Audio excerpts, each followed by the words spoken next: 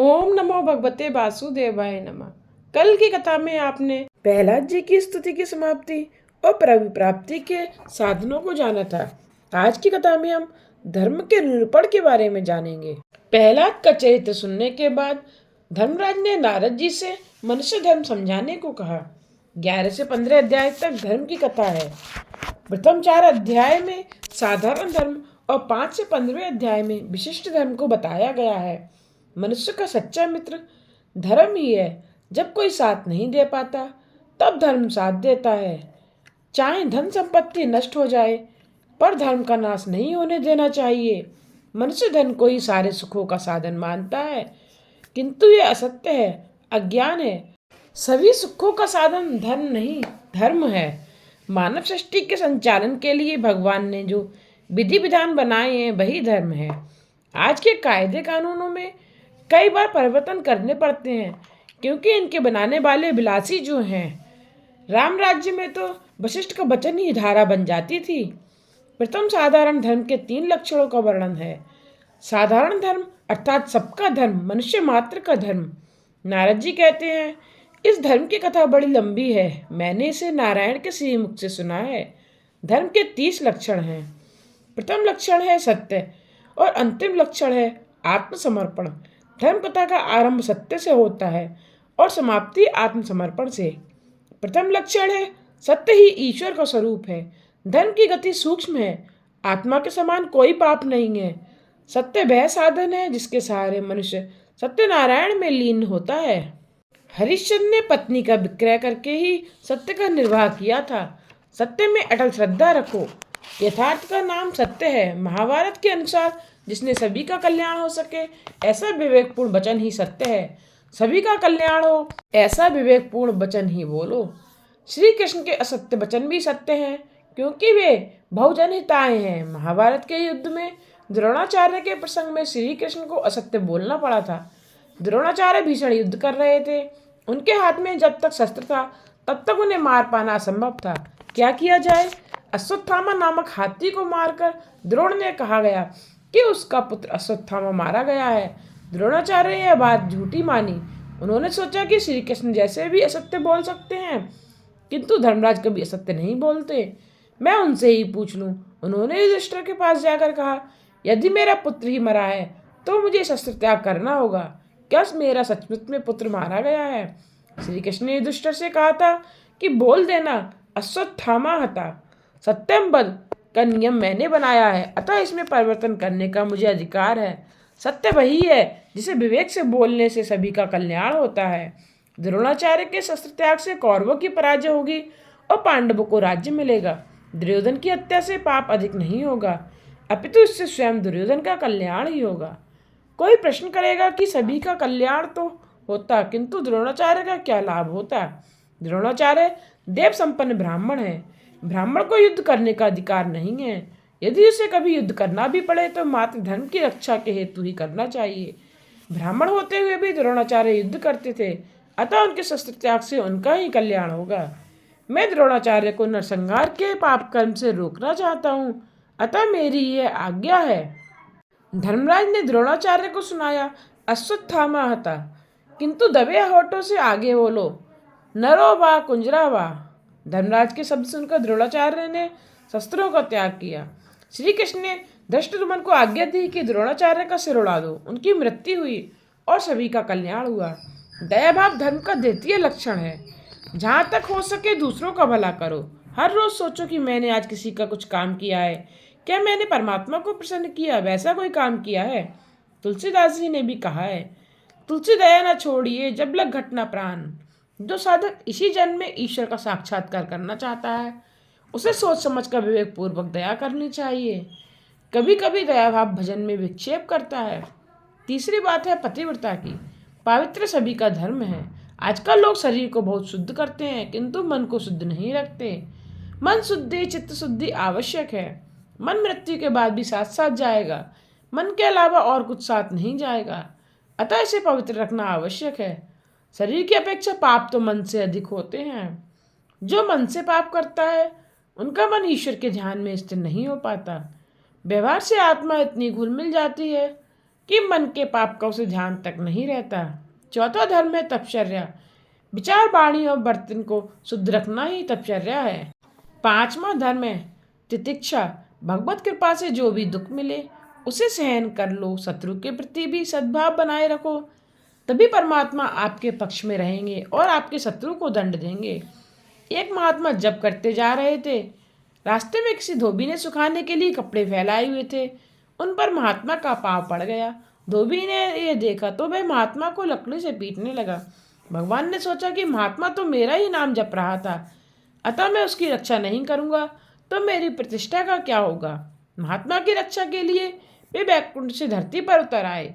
इधर महात्मा की सहनशीलता ने जवाब दे दिया। उन्होंने सोचा कि इस धोबी से मैं अधिक सशक्त हूँ। उन्होंने धोबी को मारने के लिए लकड़ी उठाई। प्रभु ने यह देखा तो वे वापस चले गए।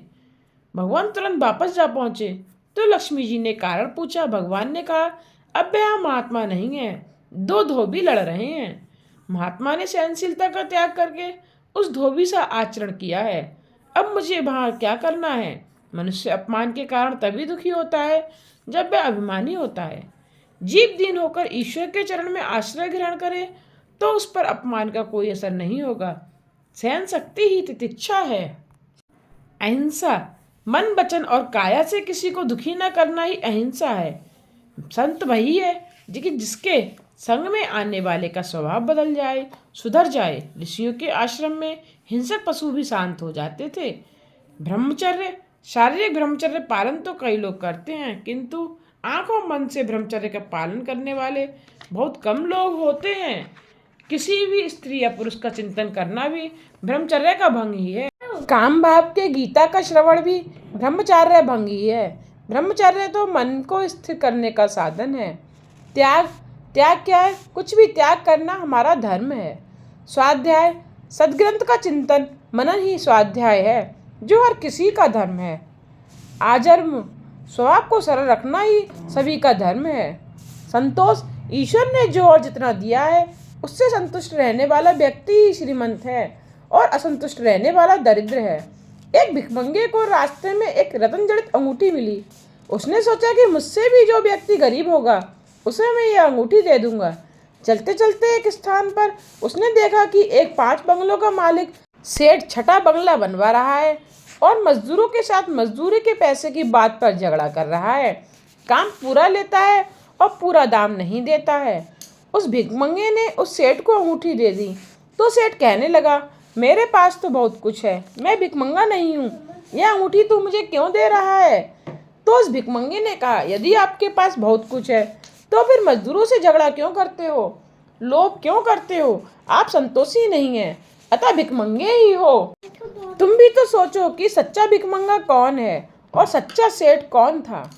समदृष्टि, सर्व के प्रति समदृष्टि से देखना सभी का धर्म है। कोई कारणवश व्यवहारिक विषमता चाहे करनी पड़े, किंतु भावात्मक विषमता कभी ना होनी चाहिए। मौन क्या है?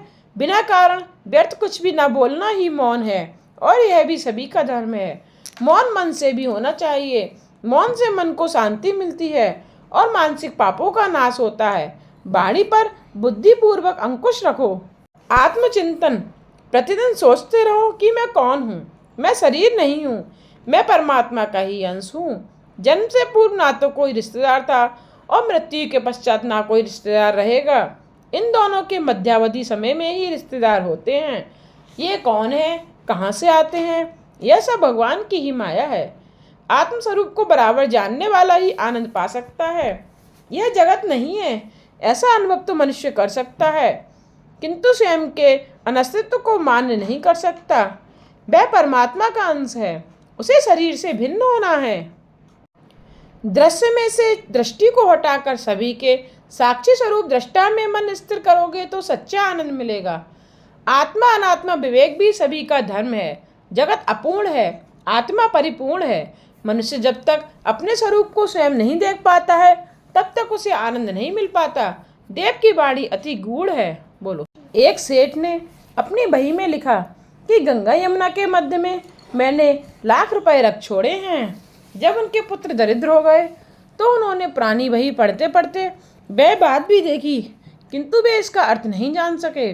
एक बार उनके पिता के पुराने मुनीम कहीं से आए तो उनसे उन वहीं की बातों का अर्थ पूछा गया तो उन्होंने कहा, तुम्हारी 2 गायें हैं, यमुना और गंगा। ये जिस स्थान पर बांधी जाती हैं वहीं ये रुपए गाड़ कर रखे गए हैं। इस दृष्टांत का आध्यात्मिक अर्थ हमें देखना है।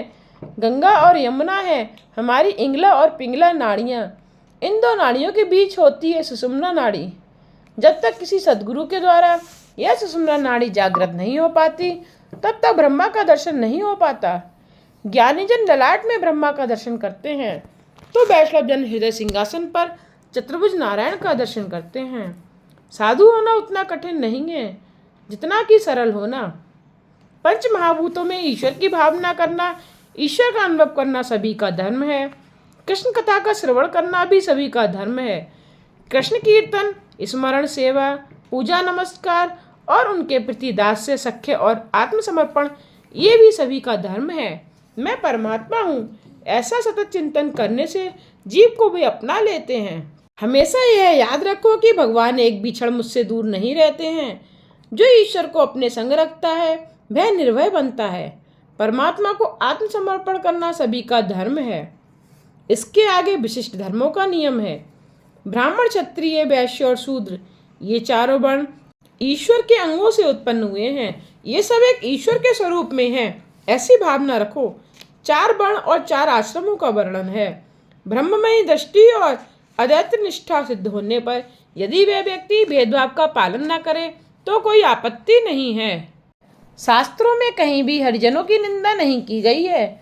सभी को चाहिए कि वे सब अपने अपने धर्मों को अर्थात कर्तव्यों का पूर्णतः पालन करें। ब्राह्मणों का धर्म है अध्ययन, अध्यापन, दान लेना, यज्ञ करना और यज्ञ कराना। क्षत्रियों को प्रजा की रक्षा करती है। वैश्यों का धर्म है गोप पालन और कृषि तथा व्यापार। शूद्रों का कर्तव्य है समाज के सभी वर्गों की सेवा करना।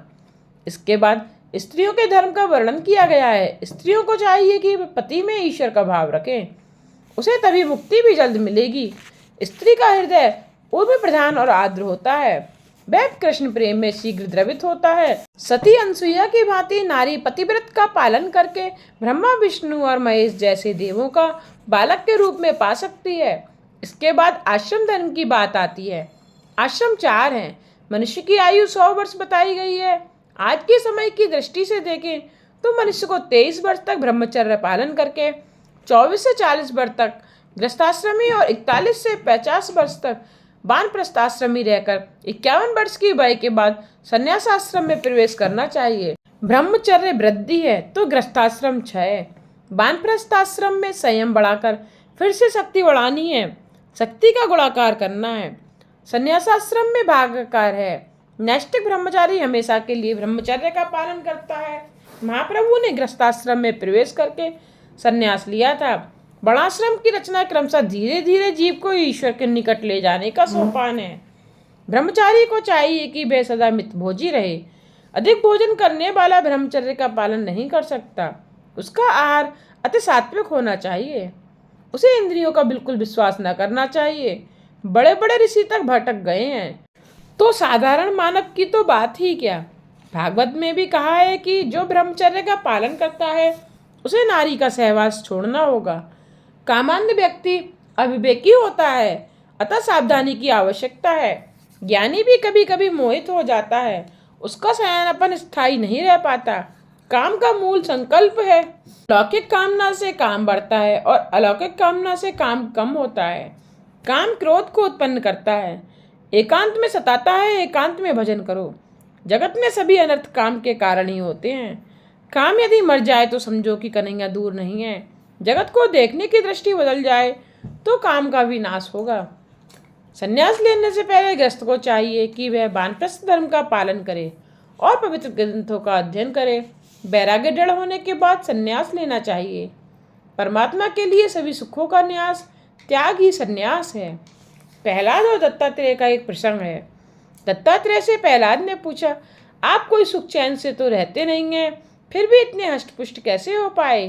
दत्तात्रेय ने उत्तर दिया, जगत के किसी भी जड़ पदार्थ में आनंद नहीं है। सुख की इच्छा ही दुख है। मुझ में समाहित आत्मानंद का ही मैं उपयोग करता हूँ। मैं अपना आनंद अपने आत्मस्वरूप से ही प्राप्त कर लेता हूँ।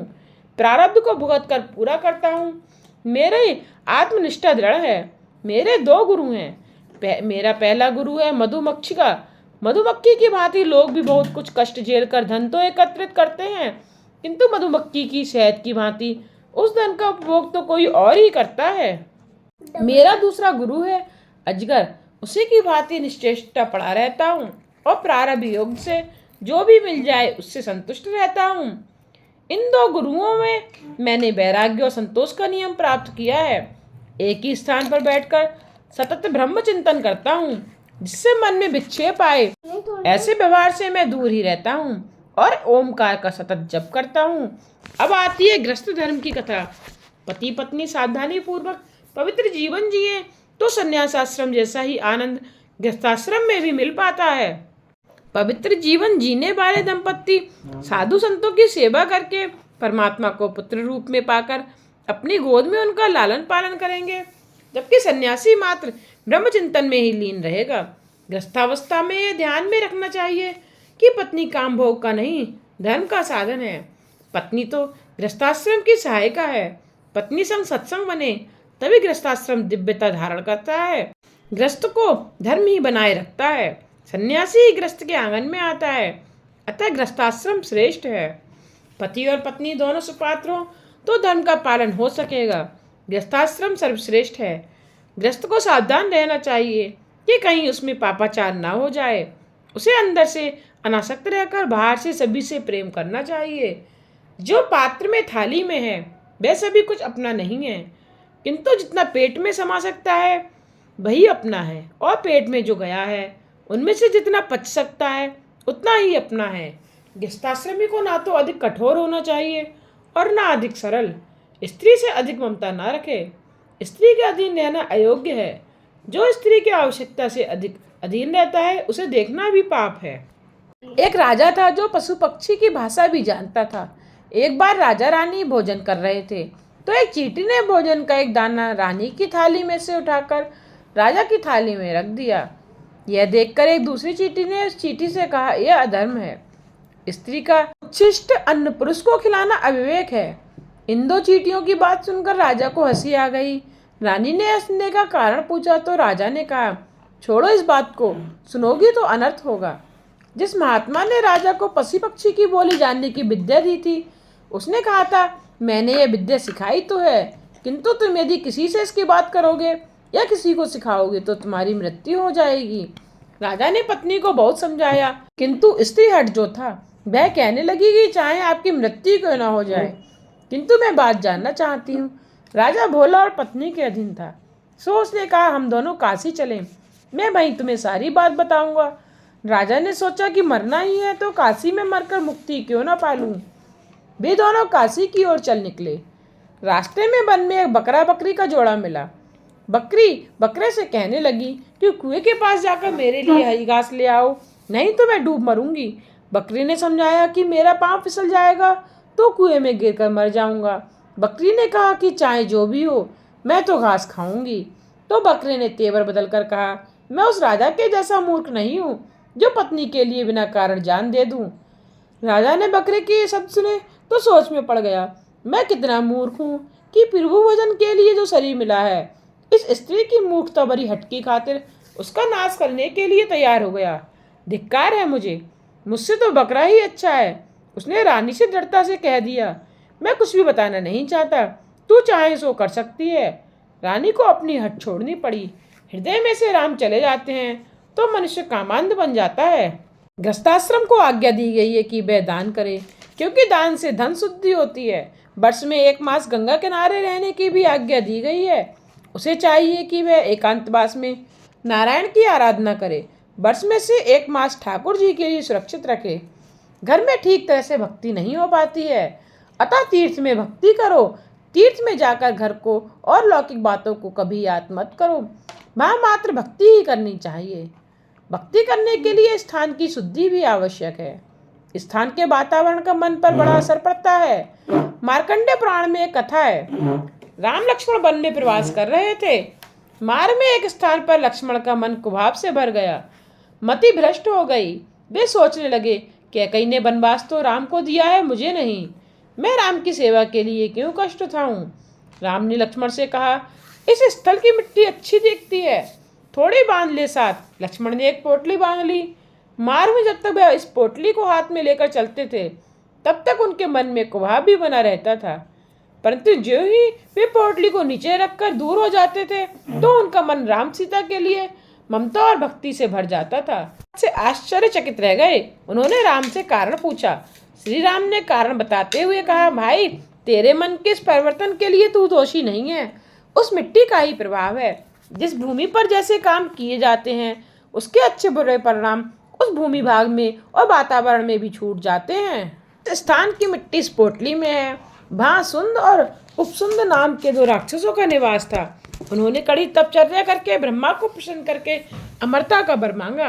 ब्रह्मा ने उनकी मांग तो पूरी करनी चाहिए, किंतु कुछ नियंत्रण के साथ। उन दोनों भाइयों के बीच बड़ा प्रेम था, अतः उन्होंने कहा कि हमारी मृत्यु केवल आपसी विग्रह से ही हो सके। ब्रह्मा ने वर दे दिया।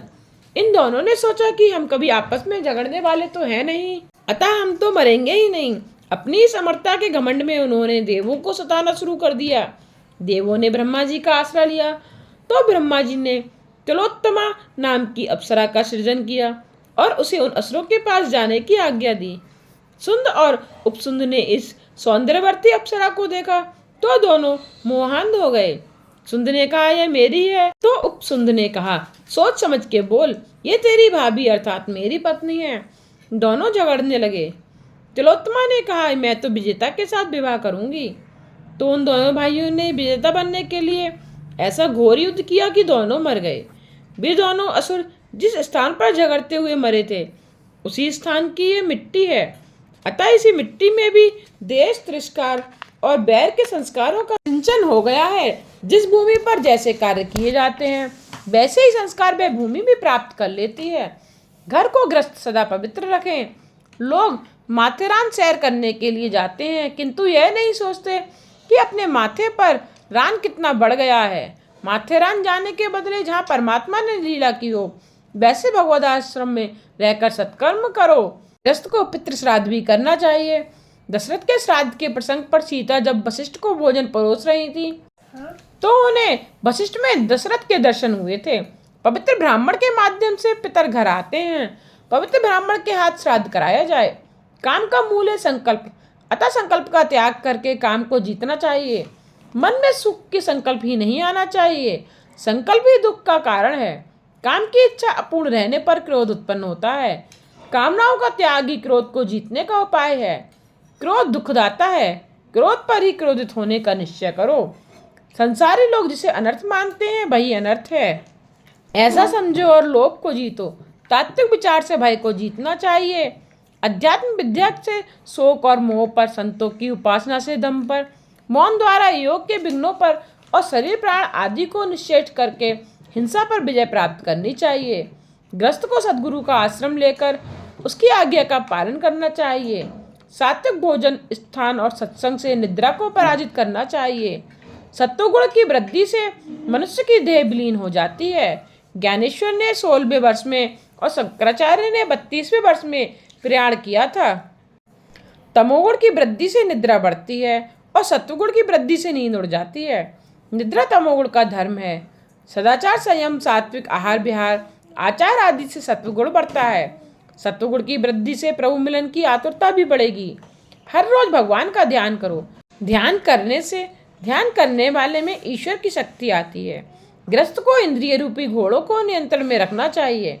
विद्वान कहते हैं, यह शरीर रथ है और इंद्रियां घोड़े। इंद्रियों का नित्यता मन ही इन घोड़ों की बागडोर है। शब्दादि विषय विभिन्न मार्ग हैं। बुद्धि इस रथ को चलाने वाला सारथी है। इस रथ को बांधने के लिए ईश्वर ने चित्तरूप बंधन बनाया है। 10 प्राण इस रथ की धुरा है। धर्म और अधर्म पहिए हैं। इस रथ में बैठता है अहंकारी जीव। ओंकार धनुष है और शुद्ध जीवन बाण पर ब्रह्म लक्ष्म है। निशान है राग, द्वेष, लोभ, शोक, मोह, भय, मन, मान, अपमान, असूया, माया, हिंसा, मत्सर, रजोगुण, प्रमाद, क्षुधा, निद्रा आदि शत्रु हैं। जब तक मनुष्य देह रूपी रथ अपने बस में है तथा इंद्रियां आदि सशक्त हैं, उतने समय ही मनुष्य को चाहिए कि वह सद्गुरुओं के चरणों की सेवा करके तीक्ष्ण ज्ञान रूपी तलवार लेकर श्री भगवान का बल धारण करके राग द्वेष आदि शत्रुओं को जीत ले और तत्पश्चात शांत होकर स्वानंद रूपी स्वराज्य से संतुष्ट हो जाए। शरीर रथ को भी छोड़ देना चाहिए। यदि ऐसा न किया जा सका तो रथ में विराजमान प्रमादी जीव को तथा दुष्ट इंद्रिय रूपी घोड़ों को बुद्धि रूपी सारथी अयोग्य मार्ग पर ले जाकर विषयों रूपी चोरों के अधीन कर देगा। वे चोर घोड़ों और सारथी के सहित जीवन रूपी रथ को अंधकार व्याप्त और महामृत्यु के भय से पूर्ण संसार रूप कुएं में फेंक देंगे। वेद में 2 प्रकार के कर्म बताए गए हैं। प्रवृत्ति कर्म से मनुष्य संसार में वापस आता है और निवृत्ति कर्म से मोक्ष प्राप्त करता है। मैं कमाता हूँ ऐसा अभिमान ग्रस्त को नहीं रहना चाहिए। द्रव्य मेरा है ऐसा भी अभिमान मत रखो। द्रव्य सभी का है। ग्रस्त भावोदय सिद्ध करे। पति पत्नी सत्संग करें। एकांत में बैठकर हरि कीर्तन करो। कीर्तन में कली के दोषों का विनाश होता है। धर्म में अर्थ का उपार्जन करो। मौज मजे में सभी साथ साथ रहते हैं और दंड अकेले जीवात्मा को भोगना पड़ता है। अनेक ग्रस्त संसार पार कर गए हैं। बड़े बड़े ऋषि जो ईश्वर को देखने के लिए तरसते हैं वे आपके घर में रहते हैं। इस प्रकार नारद ने धर्मराज को उपदेश दिया। अंत में इस प्रकरण की समाप्ति में धर्मराज ने नारद जी की पूजा की।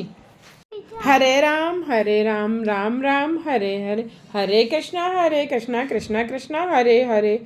आज की कथा को यहीं विश्राम देते हुए कल की कथा में हम अष्टम स्कंद में सद्भावना, मिश्र वासना और अधवासना मंत्रों का वर्णन तथा ग्रह के द्वारा गजेंद्र को पकड़े जाने की कथा का श्रवण करेंगे। आगे की कथा सुनने के लिए मेरे चैनल को सब्सक्राइब करके बेल आइकन पर प्रेस करके ऑल पर क्लिक करना ना भूलिएगा, जिससे आने वाले वीडियोस की नोटिफिकेशन आप तक पहुंचते रहें।